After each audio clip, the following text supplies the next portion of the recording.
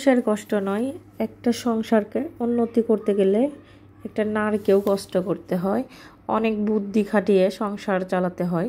তো নারীরা যদি হিসাবই না হয়, বুদ্ধি খাটিয়ে না চলে, তাহলে কিন্তু সংসার উন্নতি করা কোনোভাবেই সম্ভব না। আসসালামু আলাইকুম, আমি আফরোজা খান চট্টগ্রাম থেকে বলছি। আফরোজা ব্লগ থেকে সবাইকে শুভেচ্ছা জানাচ্ছি। কাছে কিংবা দূরে, দেশ এবং দেশের বাইরে যে যেখান থেকে আমার আজকে এই ভিডিওটি দেখছেন কিংবা দেখছেন না, আশা করি সবাই ভালো আছেন এবং সুস্থ আছেন। আলহামদুলিল্লাহ, আমিও অনেক ভালো আছি।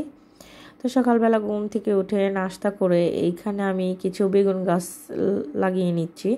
তো এই বেগুন গাছগুলো আমি ওই দিন পাহাড়ে বেড়াতে গিয়েছিলাম, তো ওইখান থেকে আনা হয়েছে। একটা বেগুন গাছ আর কি আমি 5 টাকা করে কিনে নিয়েছি। তো আমার শখ করে আর কি ছাদের উপরে টবের মধ্যে এই বেগুন গাছগুলো লাগানো। তো এর আগেও কিন্তু আমি গত বছর এরকম বেগুন গাছ লাগিয়েছি। তো একটা বেগুন গাছ থেকে কিন্তু আমি অনেক বেগুন খেয়েছি। তো এই বছরও আর কি আনলাম, তো লাগিয়ে দেখি হয় কি না। তো শখ করে আর কি লাগানো। তো বেগুন গাছ লাগিয়ে তারপর আমি কিছু কাপড় ভিজিয়েছিলাম, বেডশিট, ওইটা ধুয়ে শুকা দিয়ে তারপর আমি মাছ কাটতে আসলাম এখানে। এই মাছগুলা বাসা থেকেই নেওয়া হয়েছে, বাসাতে আর কি মাছ বিক্রি করার জন্য এনেছিল, ওইখান থেকেই নেওয়া মাছগুলা। তো মাছগুলা কিন্তু কাপড় ধোয়ারও আগে নিয়েছে, প্রায় 8টা বাজে আর কি মাছগুলো কেনা হয়েছে। তো এখনও জীবিত, মারা যায়নি, কিন্তু মাছগুলো একদম টাটকা। তো সকালবেলা ঘুম থেকে উঠে আর কি মাছগুলা কাটিনি, নাস্তা করে কাপড় ধুয়ে তারপর মাছ কাটতে এসেছি। তো কাপড়টা সকাল সকাল না ধুলে কি হয় যে শীতের দিন তো মানে শুকায় না, দেরি করে যদি কাপড় ধুয়ে দিই তাহলে কাপড়গুলো শুকাতে চায় না। তো তার জন্য আর কি আগে কাপড়গুলো ধুয়ে নিলাম, তারপর আর কি মাছগুলো কাটতে এসেছি। তো মাছ কেটে ধুয়ে তারপর আর কি রান্না বসাবো। সংসারের মধ্যে নারীর অবদান কিন্তু অনেক বেশি। নারী যদি বুদ্ধি খাটিয়ে হিসাব করে না চলে, তাহলে কিন্তু সংসারটা উন্নতি করা কোনোভাবেই সম্ভব না। আর নারীরা যদি একটু হিসাব করে বুদ্ধি খাটিয়ে সংসারটাকে চালিয়ে নিয়ে যায়, তাহলে কিন্তু সংসারে অনেকটাই উন্নতি হয়। পুরুষদের কাজ হলো উপার্জন করা, আর নারীদের কাজ হলো সংসারটাকে হিসাব করে চালানো। নারীরা যদি হিসাব না করে চলে, বেহিসাবি হয়, তাহলে কিন্তু একটা সংসার কোনোভাবেই সম্ভব না উন্নতি করা। পুরুষ মানুষরা আপনাকে বাজার করে এনে দিবে, আর এই বাজারগুলো নারীদেরকে ঠিকভাবে হিসাব করে সংসারে চালাতে হবে। তো নারীরা যদি হিসাব করে সংসারে এই বাজারগুলা না চালায়, সেটা যেইটাই হোক, শুকনা বাজার, মাছ, মাংস, সবজি, যেইটাই হোক না কেন, এই বাজারগুলো যদি হিসাব করে না চালায় আর কি, তাহলে কিন্তু কোনোভাবেই সংসারে উন্নতি করা সম্ভব না। কিছু খেলাম, কিছু নষ্ট করে ফেলে দিলাম, এরকম করলে কিন্তু অনেক লস হয়ে যায়।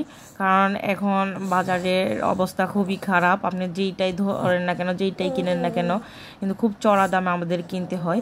আমি আজকে একটা ছোট্ট উদাহরণ দিই আপনাদেরকে। আজকে আমার এইখানে 2 কেজি 600 গ্রাম মাছ নেওয়া হয়েছে। তো 1 কেজি মাছের দাম পড়েছে 220 টাকা। তো এইখান থেকে আমি আজকে 2টা মাছ রান্না করেছি।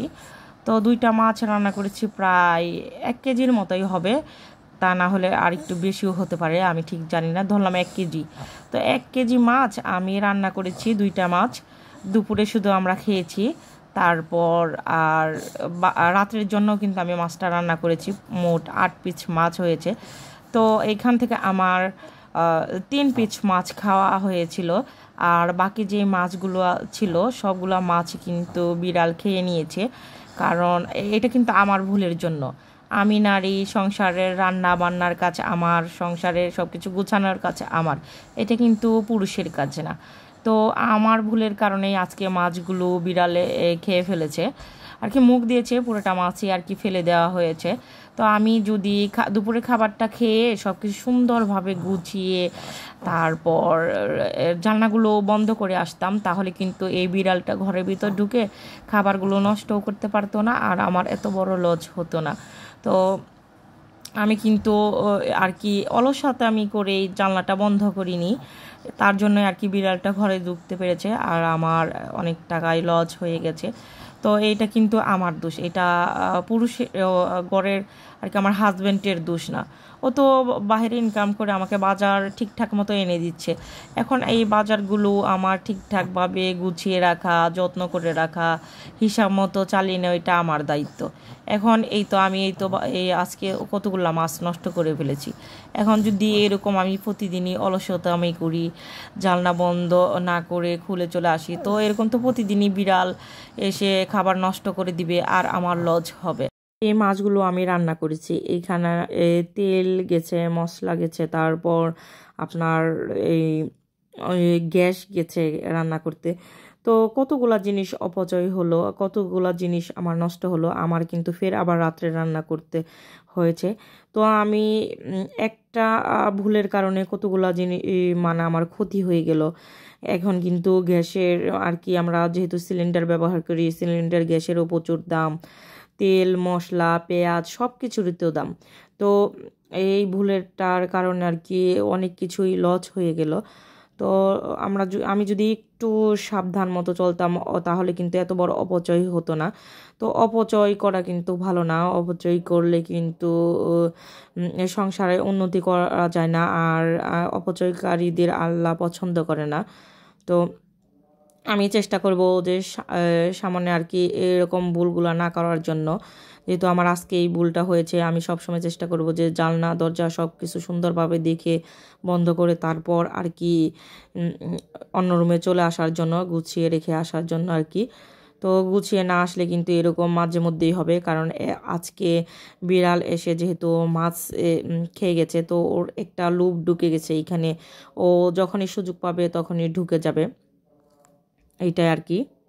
আমাদের মধ্যবিত্ত ফ্যামিলিদের আর কি বউদের একটু হিসাব করেই চলতে হয়, কারণ এমন না যে আমাদের হাজব্যান্ডরা লাখ লাখ টাকা রোজগার করতেছে, তো ওই টাকা দিয়ে আমরা চলবো, আমাদের এত হিসাব করে চলতে হবে না। নষ্ট হয়েছে কি হয়েছে আবার রান্না করব, আবার কালকেই তো কিনে আনবে, তো কালকেই আবার নতুন চলে আসতেছে, তো এত হিসাবের দরকার কি, কিছু খাবো কিছু নষ্ট করব এরকম না। কিন্তু আমাদের মধ্যবিত্ত ফ্যামিলির খুব হিসাব করে চলতে হয়, ভবিষ্যতের চিন্তা করতে হয়, কোনো আল্লাহ না করুক কোনো বিপদ আপদ আসলে যেন আমরা কারো কাছে হাত পাততে না হয়, সেইটাও কিন্তু আমাদের সবসময় মাথায় রাখতে হয়। মানে ভবিষ্যতের জন্য কিছু জমা করতে হয়। ছেলে মেয়ে বড় হচ্ছে, আস্তে আস্তে খরচ বাড়ছে। তো আমরা যদি নারীরা হিসাব করে না চলি তাহলে কিন্তু পুরুষ মানুষের একার পক্ষে সম্ভব না কোনোভাবেই এই সামনের দিকে এগিয়ে যাওয়া, কারণ ওরা প্রচুর পরিশ্রম করে, বাইরে হাড় ভাঙা পরিশ্রম করে। তো পরিশ্রমের টাকাটা আমাদের খুব সাবধানে হিসাব মতো নারীদেরকে চলতে হবে, চালাতে হবে। নারী পারে পুরুষকে উন্নতি করে দেওয়া, আবার একজন নারী পারে পুরুষদেরকে ধ্বংস করে দেওয়া। তো এইগুলাই আর কি, আজকে অনেক কথা আপনাদের সাথে বলে ফেললাম। তো বলতে বলতে কিন্তু আমার আর কি রান্না হয়ে গেছে, মাছ রান্নাটা হয়ে গেছে। এখন আমি একটা খুব মজার সবজি রান্না করব। এই সবজিটা রান্না করলে দেখা যাবে যে দুপুরে ভাত খাওয়া হয়ে যাবে, আবার রাত্রেও খাওয়া হবে, আবার সকালের নাস্তারটাও আমার কিন্তু হয়ে যাচ্ছে এই সবজিটা দিয়ে, এই একই তরকারি দিয়ে। সবজিটা কিন্তু অনেক মজা রান্না করতে পারলে আর কি। তো এইখানে আমি প্রথম পেঁয়াজ ভেজে নিয়েছি, ফোড়নের মধ্যে একটু হাফ চা চামচের মতো জিরা দিয়েছি আর তেজপাতা দিয়েছি। তো দেওয়ার পর পেঁয়াজ একটু লাল লাল করে ভেজে নিয়েছি, ভেজে নিয়ে তারপর আদা আর রসুন বাটা দিয়েছি 1 চামচ। রসুন বাটাটাকেও আমি একটু ভেজে নিয়েছি পেঁয়াজের মধ্যে, এতে করে কি মানে পেঁয়াজে আর রসুন আর আদা বাটার কাঁচা গন্ধটা চলে যাবে। তো তারপর আর কি গুঁড়া মশলা অ্যাড করেছি, গুঁড়া মশলার মধ্যে দিয়েছি হলুদ গুঁড়া, মরিচ গুঁড়া, ধনিয়া গুঁড়া, আবার এখানে কাঁচা মরিচও দিয়েছি। তো সব মশলাটা খুব সুন্দরভাবে কষিয়ে নিয়ে এইখানে আমি বুটের ডাল দিয়েছি। বুটের ডালটা আমি 2 ঘন্টা আগে ভিজিয়ে রেখেছিলাম, ভিজিয়ে রেখে তারপর আর কি রান্না করতে যাচ্ছি। এখানে ছোট্ট একটা কথা বলি, এই বুটের ডালটা যদি আমি 2 ঘন্টা আগে ভিজিয়ে না রাখতাম, দিয়ে আমি সাথে সাথে রান্না করতে যেতাম, তাহলে কিন্তু এই ডালটাকে আমার অনেকক্ষণ ধরে সেদ্ধ করতে হতো, তারপর আর কি সবজিটা বানাতে হতো।